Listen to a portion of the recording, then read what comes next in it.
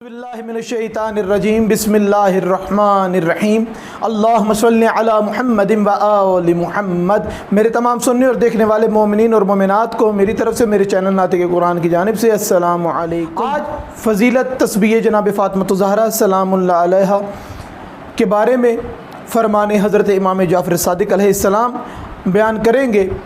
ये वो तस्बीह है जिसको पढ़ने की हर मासूम ने बहुत ज़्यादा ताकीद की है। हर वाजिब नमाज के बाद, हर मुस्तहब नमाज के बाद इसके पढ़ने की बहुत ज़्यादा ताकीद और फ़जीलत बयान की गई है।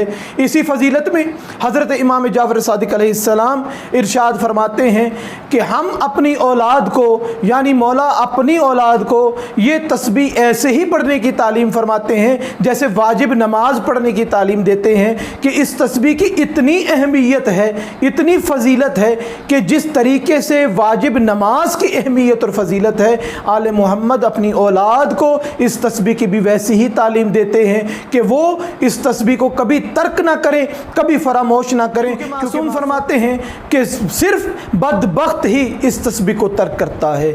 वमा अलैना इल्लल बलागुल मुबीन।